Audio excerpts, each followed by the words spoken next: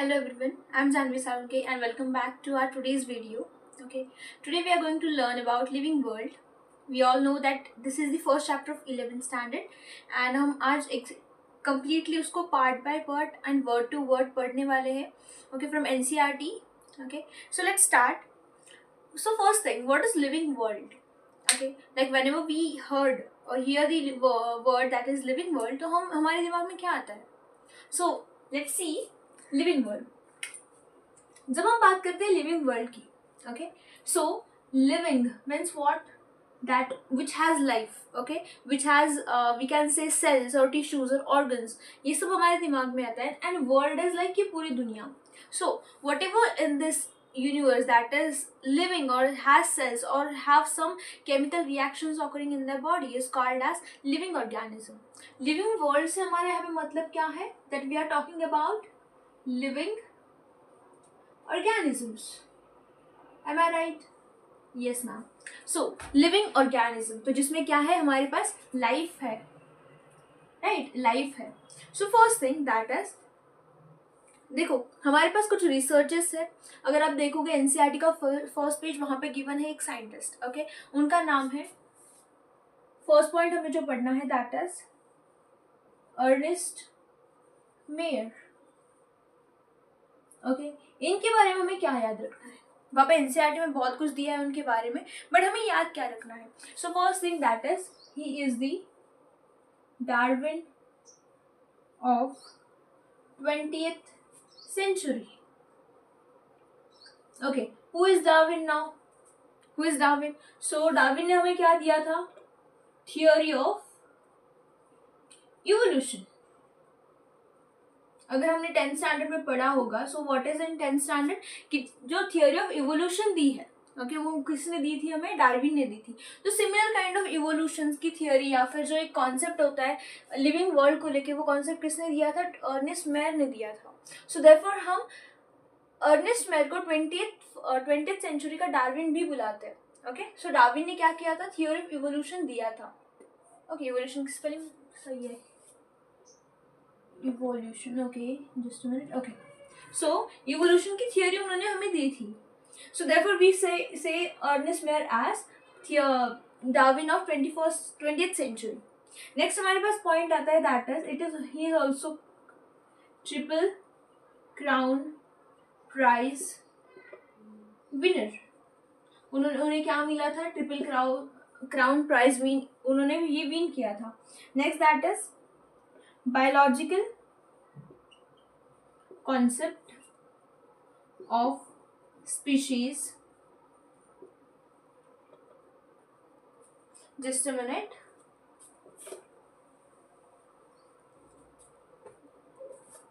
He introduced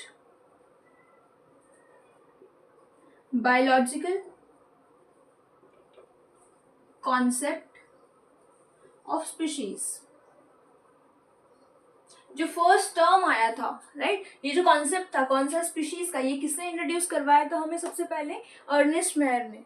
okay, so because initially there was no such terms called as species, और अभी अभी जो हम पढ़ते हैं जीनोम वगैरह, वैसे कोई टर्म नहीं थे पहले. सो ये जो सबसे पहले जो स्मॉलेस्ट की है, ओके, जैसे आप आगे पढ़ोगे आपको समझ में आएगा मैं क्या बता रही हूँ. ओके, सो ये जो स्पीशीज टर्म है या फिर बायोलॉजिकल कॉन्सेप्ट ऑफ स्पीशीज किसने दिया था? सबसे पहले अर्नेस्ट मेयर ने दिया था. जो हम पढ़ते हैं 10th में, अगर पढ़ा होगा आप लोगों ने, स्पेसिएशन, जो आपको बोर्ड्स में गिवन है. ओके, मतलब क्या कि फॉर्मेशन ऑफ डिफरेंट स्पीशीज. स्पीशीएशन मतलब क्या? Formation of different species.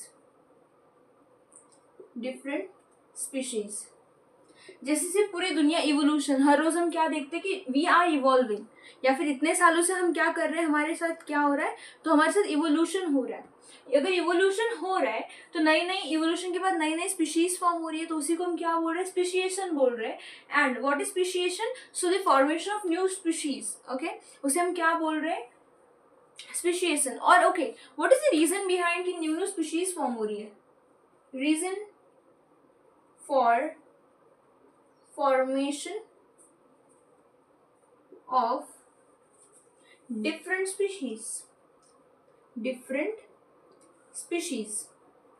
What is the reason behind different species formation? So first thing, सबसे बड़ा रीजन पहला ये है, that is atmospheric, or what we can say that environmental changes. environmental changes. सबसे पहली बात हो सकती है कि पर्टिकुलरली इन्वायरमेंट चेंज हो रहा है, इसीलिए क्या हो रहा है, नए नए स्पीशीज फॉर्म हो रही है. Is it playing? या इट इज. ओके, सो नई नई स्पीशीज क्यों फॉर्म हो रही है? फर्स्टली इन्वायरमेंट चेंज कर रहा है, इसीलिए नई नई स्पीशीज फॉर्म हो रही है. Secondly we can say that evolution की वजह से. ओके, इवोल्यूशन की वजह से क्या हो रहा है, या फिर हम क्या बोल सकते हैं, म्यूटेशन की वजह से क्या हो रहा है, न्यू स्पीशीज फॉर्म हो रही है. Getting the point? सो ये दो तीन चीजें थी जो हमें इनिशियली ध्यान रखनी थी कि अर्नेस्ट मेयर कौन है, that is he is the Darwin of 21st century. Darwin ने क्या किया था, थ्योरी ऑफ इवोल्यूशन दिया था कि पर्टिकुलरली इवोल्यूशन कैसे आया होगा. ओके, सो उन्होंने बहुत सारी थ्योरीज हमें दी थी. देन हमारे पास आता है कि जब उन्होंने सब ये रिसर्च कर लिया तो उन्हें क्या मिला था, ट्रिपल क्राउन प्राइज विनर वो थे. ओके, उन्हें प्राइज गिफ्ट मतलब प्राइज दिया गया, उनका सम्मान किया गया.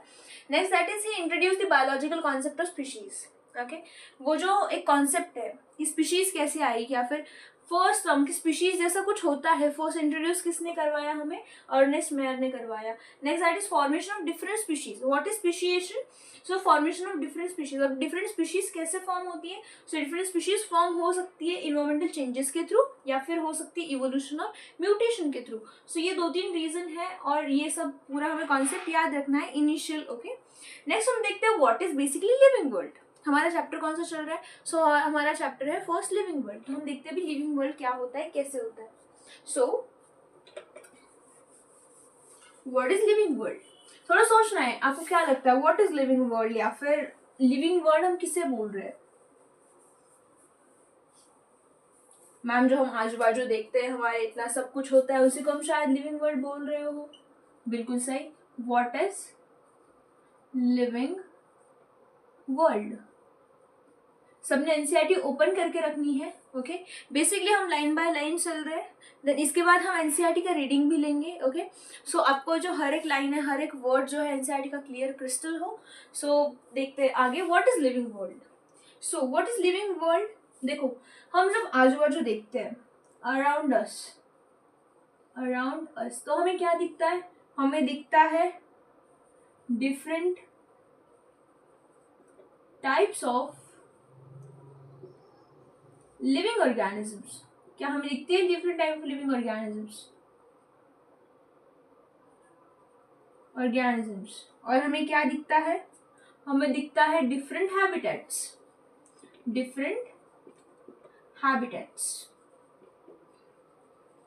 अभी what is habitat, right? What is habitat?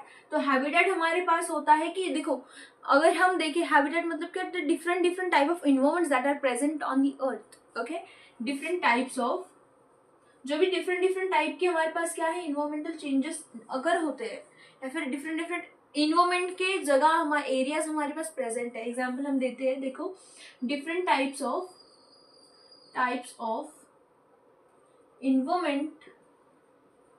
Environmental variation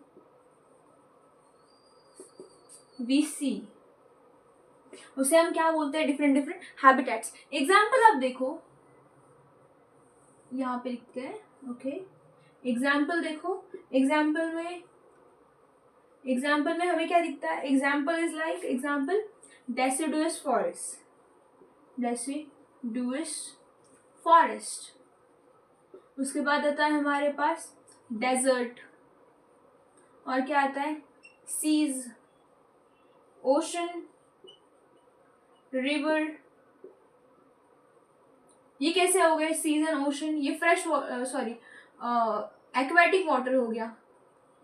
aquatic या फिर सॉल्टी वाटर. रिवर कैसी है? Fresh water. तो यहाँ पे रहने वाले ऑर्गेनिजम्स और यहाँ पे रहने वाले ऑर्गेनिजम्स क्या ये अलग होंगे, क्या इनका हैबिटेट डिफरेंट होगा, क्या इनका लाइफस्टाइल डिफरेंट होगा, क्या ये अलग अलग से काम करेंगे। तो जब मैं लिखूंगी ओके शार्क, शार्क कहाँ पे रहती है, सो ओशंस में रहते हैं शार्क हमारे, राइट। सो अगर मैं बोलूँ what is the habitat of shark, so you will say that shark has habitat that is salty water, या फिर ओशंस, या फिर एक्वाटिक्स। तो जो शार्क है उसका हैबिटेट क्या हो गया, seas and oceans. Getting the point, so this is the point. Then अगर मैं बोलूँ कि जो नॉर्मल हमारी फिशेस होती है, फिर ग्रीन अलगी होती है, वो हमें कहाँ मिलती है, we get that in rivers वगैरह। तो उसका हैबिटेट क्या हो गया, दैट फ्रेश वाटर में भी वो ग्रो करती है। So what is habitat, different habitat, एक सेकेंड स्पेलिंग रॉन्ग हुई, different habitats, okay sorry for this, different habitat. तो हमें मिल गया कि डिफरेंट डिफरेंट इन्वायरमेंटल वेरिएशन जो अर्थ पे प्रेजेंट है और जहाँ पे अलग अलग ऑर्गेनिजम्स ग्रो करते हैं उसे हम क्या बोलते हैं, हम उसे बोलते हैं कि हैबिटेट्स। ओके ये पॉइंट समझ में आ गया। तो ओके ये हमें क्या दिख रहा है, व्हाट इज लिविंग वर्ल्ड, की जब हम बाहर जाते हैं, बाहर देखते हैं तो हमें क्या दिखता है, डिफरेंट डिफरेंट हैबिटेट्स दिखती है, एग्जाम्पल ये वाले, और डिफरेंट डिफरेंट लिविंग ऑर्गेनिजम्स दिखते हैं। एग्जाम्पल के लिए आप ले लो migrating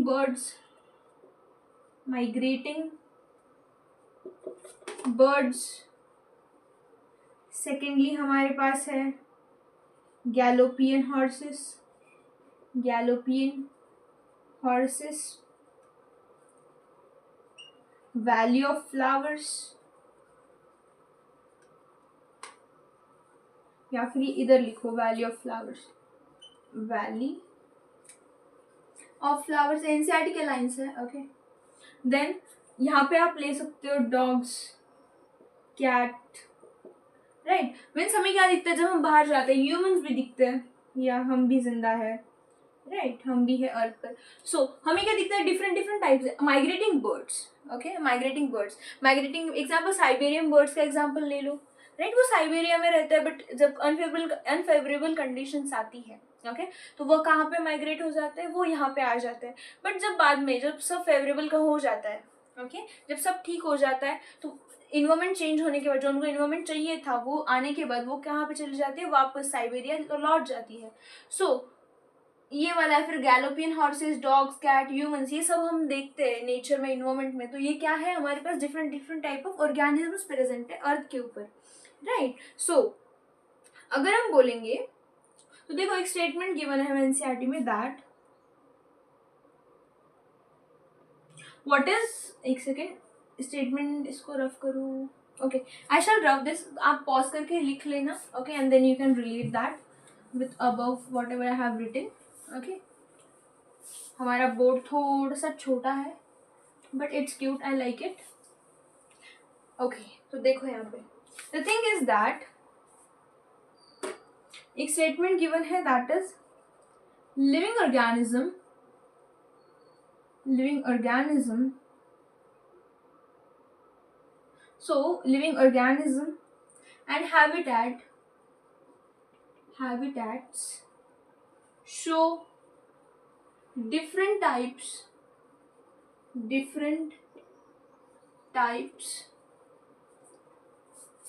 of interaction, ecological conflicts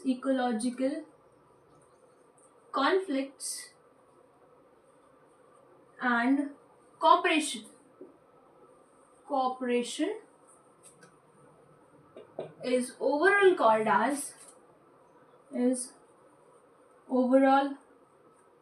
as living world। तो लिविंग वर्ल्ड मतलब क्या, कि हम जब देखते हैं लिविंग ऑर्गेनिजम्स एंड हैबिटेट, इन दोनों के बीच में जो कोई कोरिलेशन होता है, ओके, इन दोनों के जो बीच जो कुछ भी रिलेशन है, इसे ओवरऑल हम क्या बोलते हैं, लिविंग वर्ल्ड। मतलब इन दोनों को मिला के लिविंग वर्ल्ड और हैबिटेट, इन दोनों को ऐड करके मिला के हम क्या बोलते हैं कि ये लिविंग वर्ल्ड है, राइट। अभी देखो इसमें क्या होता है, बहुत सारी प्रोसेसेस होती है, बहुत सारी टाइप के इंटरेक्शंस होते हैं, ओके। कुछ हमें पता है कि अबायोटिक ऑर्गेनिजम्स होते हैं, अबायोटिक ऑर्गेनिजम्स, और क्या होता है हमारे पास, एक होता है बायोटिक ऑर्गेनिजम्स, एक क्या होता है बायोटिक ऑर्गेनिजम्स, राइट। एक होता है अबायोटिक ऑर्गेनिज्म, एक होता है बायोटिक ऑर्गेनिज्म। अभी हम क्या बोलते हैं, interaction between biotic and abiotic factor is called as ecosystem। और देखो ये हमने 10th में पढ़ा हुआ डेफिनेशन है, what the interaction between biotic and abiotic factor is called as ecosystem, हमें चैप्टर था। ओके, सो इसी इकोसिस्टम को हम क्या बोलते हैं, लिविंग वर्ल्ड।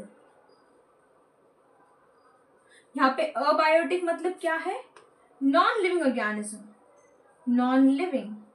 एग्जाम्पल के आप ये क्या ले सकते हो, एग्जाम्पल हैबिटेट, राइट। और बायोटिक फैक्टर मतलब क्या, living organism. Living organism example के लिए हम क्या बोल सकते हैं, हम बोल सकते हैं एग्जाम्पल के लिए दैट इज, जो हमने अभी लिखे थे पूरे, ह्यूमंस हो गए, या देन डॉग्स हो गए, कैट्स हो गए, या फिर साइबेरियन बर्ड्स हो गए जो हमने लिखा था। सो ओके, वो एग्जाम्पल्स आप यहाँ पे लिख सकते हो। ओके, हम फिर से एक बार डेफिनेशन पढ़ते हैं, दैट इज लिविंग ऑर्गेनिज्म, ये एनसीईआरटी के लाइन है। Okay, living organism and habitat show different type of interactions. Ecological conflicts, what is the meaning of ecological conflicts. Ecological conflict मतलब क्या, झगड़ा, राइट। तो यहाँ पे बात आती है हमारे कॉम्पिटिशन की, कॉम्पिटिशन, राइट। अभी इसको रफ करते हुए I will explain the competition ठीक से, so we could understand the ecological conflict. तो आप ये लिख लो फिर से एक बार, देखो interaction, there are two type of interaction, okay, means two type of organisms. First is abiotic organism, second is biotic organism. Abiotic मतलब क्या, ये जो लिविंग है, एग्जाम्पल ये वाले। अब अबायोटिक मीन्स क्या, non living organism, example habitat हो गया, या फिर जो कुछ भी हमारे अराउंड होता है जिनसे हम इफेक्ट करते हैं, जिनका हमारे ऊपर इफेक्ट होता है। एग्जाम्पल यहाँ पे आप ये भी ले सकते हो, सनलाइट, राइट। प्लांट्स का सनलाइट का प्लांट्स के ऊपर बहुत बड़ा इम्पैक्ट होता है। जो भी फोटोट्रॉपिक इफेक्ट वो शो करता है, वो किसकी वजह से करता है, due to the mode of, मतलब due to the reason of sunlight. जो भी केमिकल रिस्पॉन्स ऑक्सीजन शो करता है वो किसकी वजह से करता है, सनलाइट की वजह से करता है। सो ये क्या हो गया हमारे पास, एक अबायोटिक फैक्टर हो गया, getting the point. So okay, so ये ओवरऑल इसको कि ये जो इंटरेक्शन है बायोटिक का अबायोटिक ऑर्गेनिजम्स का, इनको मिला के हम क्या बोलते हैं, इकोसिस्टम बोलते हैं। इसी इकोसिस्टम को हमने क्या बोला, लिविंग वर्ल्ड बोला।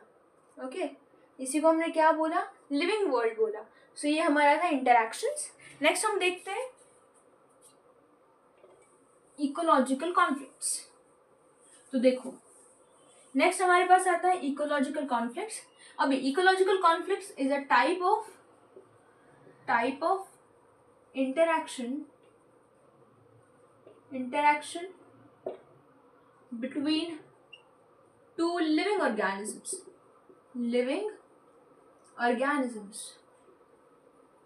इसको सिंपल करके बताती हूँ।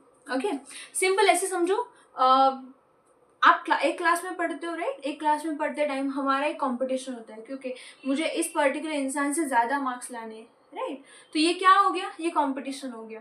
ये कैसा कंपटीशन है, हेल्दी कंपटीशन है, राइट। बट अभी देखो यहाँ पे इन्वायरमेंट में, नेचर में क्या हो रहा है, मानो एक कौन है, एक मेरा टाइगर है, ओके, और ये मेरा कौन है, और ये मेरा रैबिट है। थोड़ा सा बड़ा निकालते हैं टाइगर को, ओके। ये कौन है, मेरा टाइगर, और ये कौन है, रैबिट। ये क्या करेगा, इसके पीछे भागेगा, फिर इसको क्या कर लेगा, ईट, राइट। फिर ये क्या बन जाएगा, जो मतलब एक आपने टर्म पढ़ा होगा, एक होता है प्रे, एक होता है प्रीडेटर, राइट। प्रे मतलब क्या, the one who dies, okay, जिसकी बलि चढ़ती है वो कौन होता है, prey, the one who dies,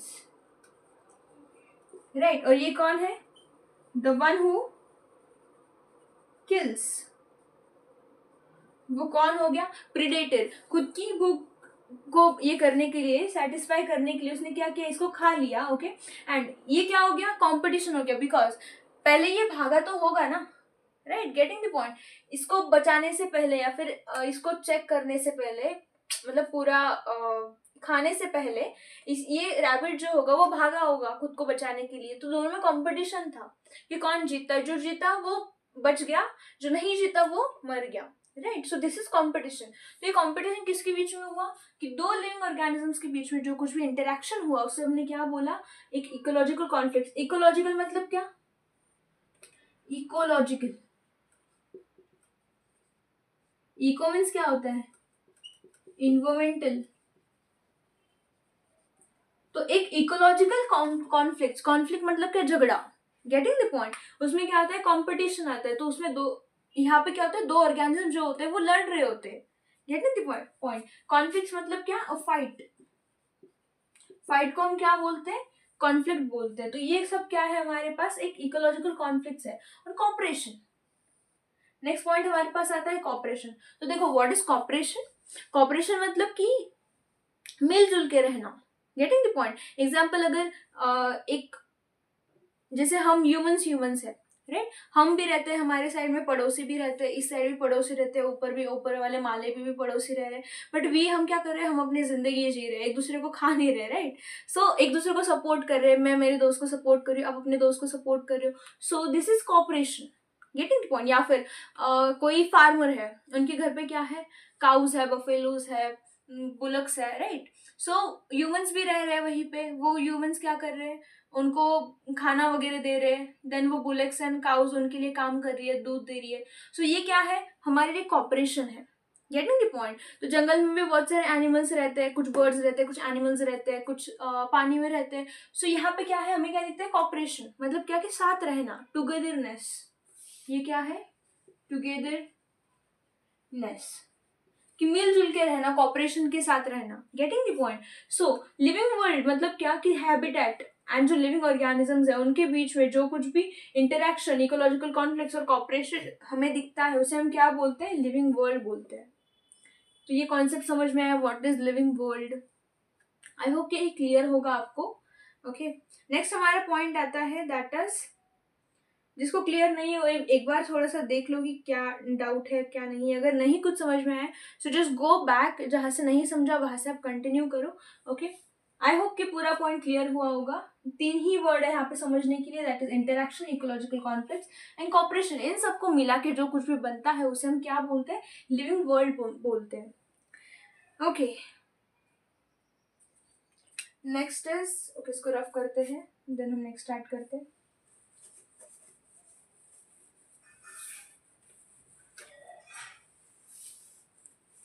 तो नेक्स्ट हमारा पॉइंट आता है, व्हाट इज लिविंग। अभी देखा हमने लिविंग वर्ल्ड क्या होता है, बट लिविंग वर्ल्ड से पहले हम देखते कि लिविंग हम किसको बोलते हैं, right. This chapter is very simple, but आप कॉन्सेप्ट्स को ध्यान में रखो। व्हाट इज लिविंग, ठीक है, हमने लिविंग वर्ल्ड देख लिया कि पूरी दुनिया समाज एक साथ रह रही है, कुछ झगड़ा कर रही है, कुछ क्या कर रही है, कुछ क्या कर रही है। इसको, इन सबको मिला जुला के हमने क्या बोला, लिविंग वर्ल्ड बोल दिया। बट उसमें से वो जिंदा क्या है, ओके फिर जिंदा है ये हम किसे बोलेंगे, लिविंग। व्हाट इज लिविंग, जिंदा है हमने मान लिया, ओके वो सब जो कुछ भी करे वो जिंदा है, okay done. But what is living, तो उसे हम देखते, देखो व्हाट इज लिविंग, हम लिविंग किसको बोलेंगे। अभी लिविंग की डेफिनेशन जो है ना वो 2 टाइप की होती है। एक हम जो बोलते हैं शायरियों में वगैरह वगैरह कि तुम जिंदा हो, तुम ऐसा हो, तुम वैसा हो, अगर तुम सपनों के पीछे भाग रहे हो तो तुम जिंदा हो, राइट। सो ये सारी लाइंस कैसे हो गई, ये सब क्या हो गई, ये फिलोसॉफिकल लाइंस हो गई। एक बायोलॉजिकल सिस्टम के अंदर जो लिविंग होता है दैट इज ऑल्सो डिफरेंट। तो अगर हम देखेंगे लिविंग का डेफिनेशन, तो एक होता है हमारे पास, एक होता है साइंटिफिक व्यू, साइंटिफिक व्यू, एक होता है philosophical view,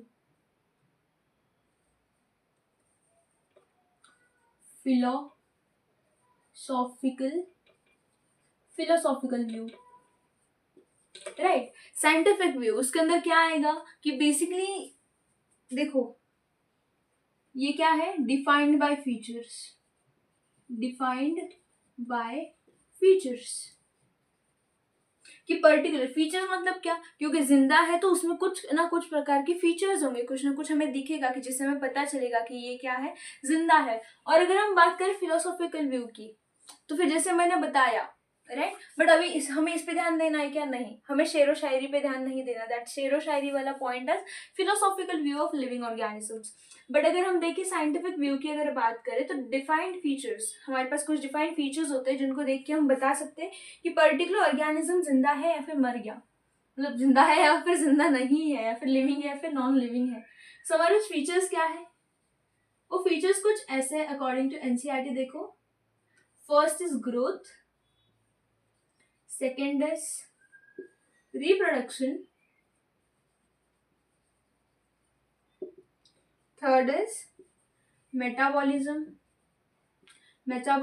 and fourth is consciousness। और भी कुछ हमें दे रखा है ग्रोथ का, दैट इज आप याद रख सकते हो। Okay, that is self organisation.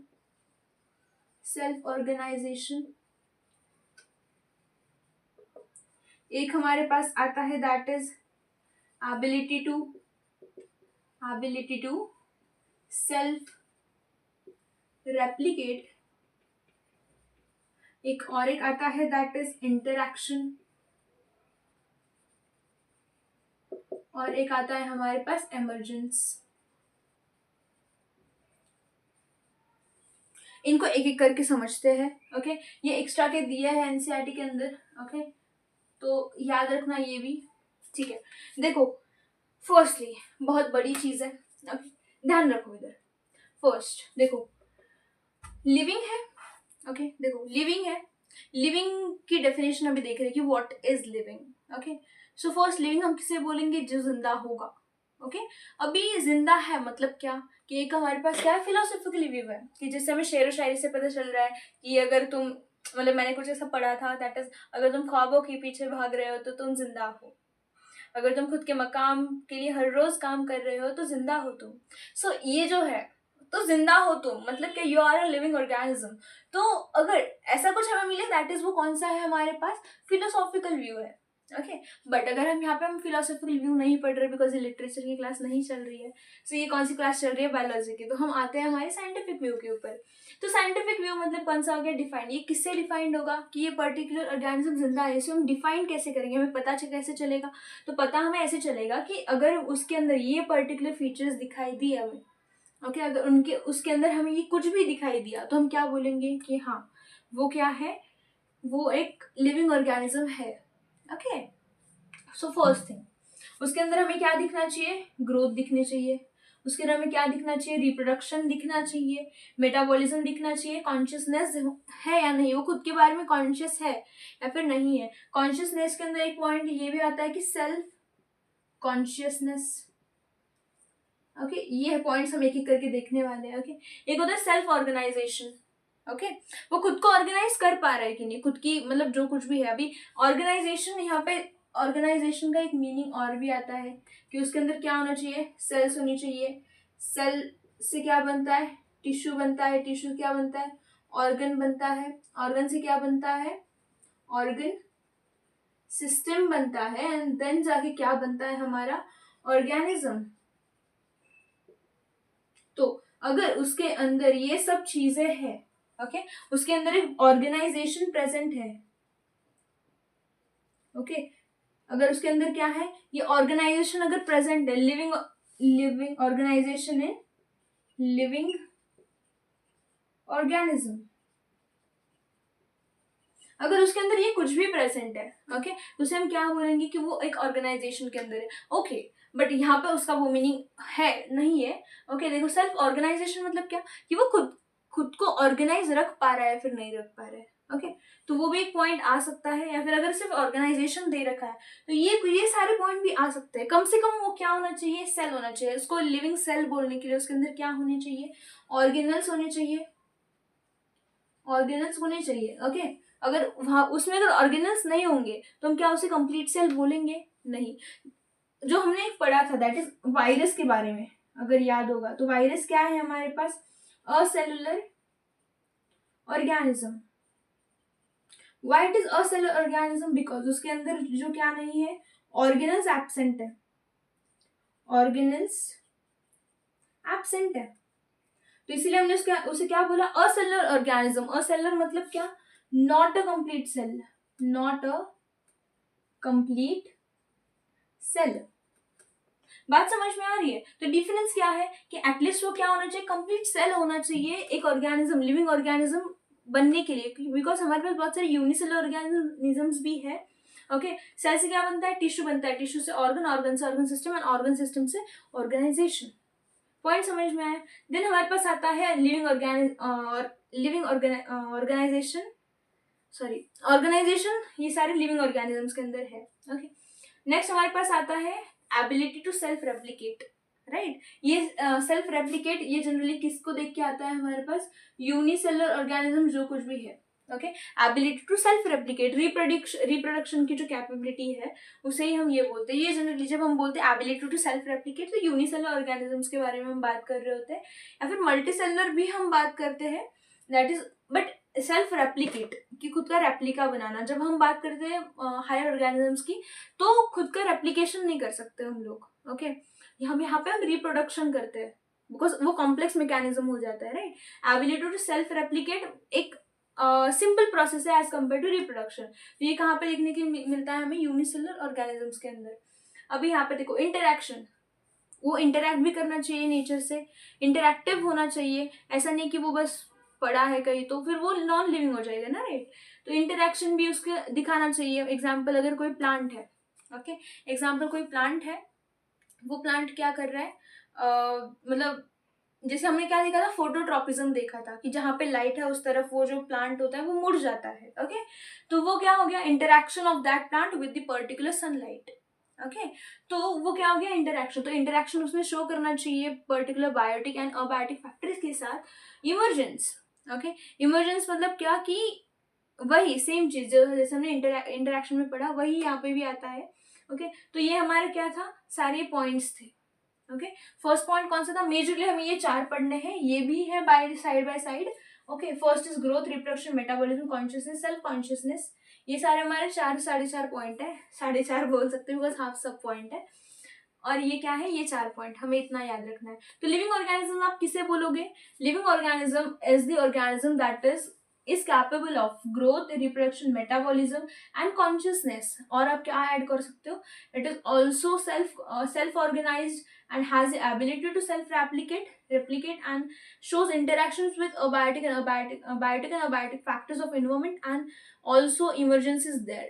Okay, so ऐसे ऑर्गेनिजम्स को हम क्या बोलेंगे, एक परफेक्ट लिविंग ऑर्गेनिज्म बोलेंगे। Getting the point? अभी यहाँ पे सेल एटलीस्ट ऑर्गेनाइजेशन की जब हम बात कर रहे हैं तो यहाँ पे एटलीस्ट क्या होना चाहिए, सेल ऑर्गेनाइजेशन और चाहे फिर टिश्यू ऑर्गेनाइजेशन होना ही चाहिए ताकि हम उसे क्या बोल सके, एक लिविंग ऑर्गेनिज्म बोल सके। ओके, बिकॉज नेक्स्ट मैंने बताया था आपको कि virus, what is virus, virus is a cellular organism. क्यों अ सेलुलर है, बिकॉज वो एक कंप्लीट सेल नहीं है। वो एक कंप्लीट सेल क्यों नहीं है, बिकॉज वहाँ पे उससे क्या एब्सेंट है, एक ऑर्गेनल जो होते हैं, सारे ऑर्गेनल जो पर्टिकुलर फंक्शन प्रोवाइड करते हैं कि प्रोटीन सिंथेसिस हो गया या फिर कंट्रोल वगैरह, राइट, रेप्लिकेशन, तो ये सारे मैकेनिज्म वायरस के अंदर एब्सेंट होते हैं बिकॉज उसमें ऑर्गेनल्स ही एब्सेंट होते हैं। तो इसीलिए हमने ये पूरा क्या बोला, तो ये जो सारे फीचर्स जिस ऑर्गेनिजम्स के अंदर होंगे उसे हम क्या बोलेंगे, लिविंग ऑर्गेनिज्म। तो क्या आपको ये पॉइंट समझ में आया? सो आई होप कि आपको ये पॉइंट समझ में आ गया होगा। That's it for today's guys. Like introduction हमारा हो चुका है, अभी हम जो कुछ भी होगा वो नेक्स्ट लेक्चर में देखेंगे। फर्स्टली हम देखेंगे growth, reproduction, metabolism and then हम देखेंगे कॉन्शियसनेस। ये हम एक एक करके देखेंगे सारे टॉपिक्स, एकदम क्लियरिटी से हम सब चीज़ें पढ़ेंगे। ओके, आई होप कि आपको ये समझ में आ गया होगा। Thank you for watching so much. Okay, bye, see you in the next lecture.